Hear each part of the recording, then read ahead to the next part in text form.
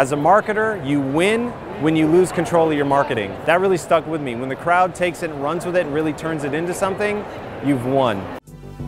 This isn't us at Impact Theory being in a bubble. There is a whole world of hyper-successful entrepreneurs for whom it's not enough to have made a ton of cash. They really want to do something.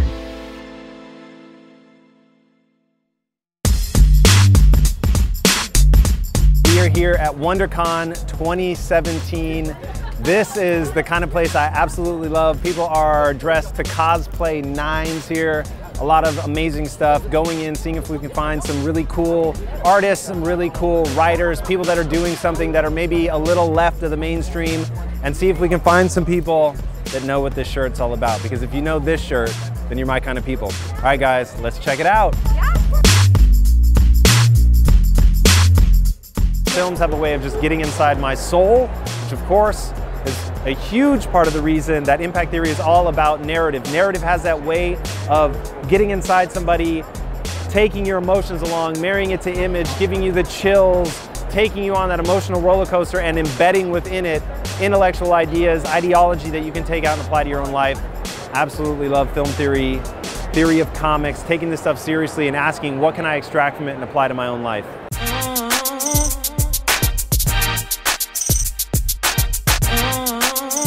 People always ask who my favorite superheroes, but for me that's the wrong question.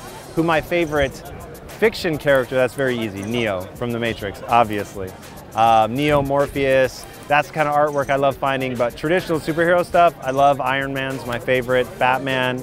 People without superpowers, that for me is like the real juice, because if you have to train and push yourself and grow and develop, like that's my whole shtick. So when I think about what Impact Theory as an entity, all the universe that we want to exist in is empowerment, that the stories that we tell are going to be 1,000 different angles on people going from a fixed mindset to a growth mindset.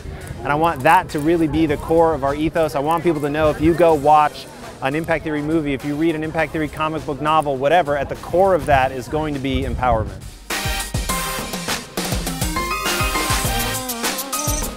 Technically, Daredevil actually doesn't have, God, would you say he has superpowers? Kind of, I guess.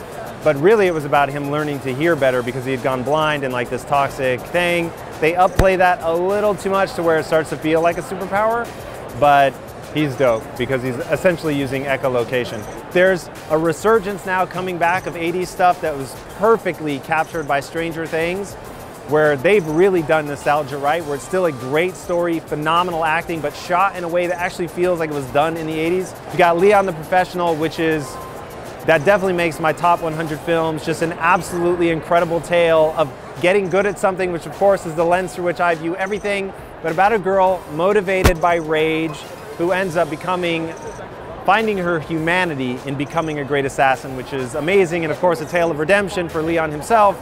Just really, really a beautiful coming-of-age story, tied in action, just truly phenomenal. I think Luc Besson's best film. And then, of course, Reservoir Dogs, which introduced Tarantino to the world. He has got to be one of the most copied people on the face of the planet. I remember when Pulp Fiction came out, I think it came out in '98, which is the year I graduated from film school. Every film geek on the planet wanted to be Tarantino. Every movie that came out after that movie was essentially trying to be Quentin Tarantino.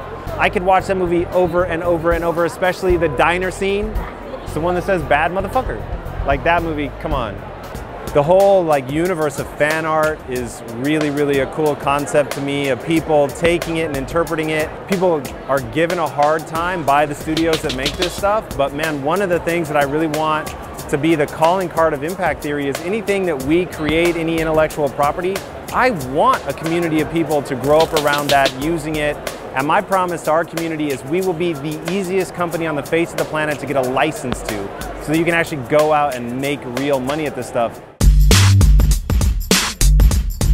It is crazy, the universe of merchandise that has grown up around it. It's truly a movement. But what I want to know is what's coming next, because when something hits a zenith of popularity like this, it is almost certainly going to collapse. And so what is on the other side? What is that next phase of all of this? Walking around this, seeing this stuff, going to the Comic-Cons is always really, really cool to me to see just how rapidly and how massively this entire world has changed. So I hope you guys had fun today. I know that I've had a blast, and if you haven't already been to a Comic-Con, get out and see one.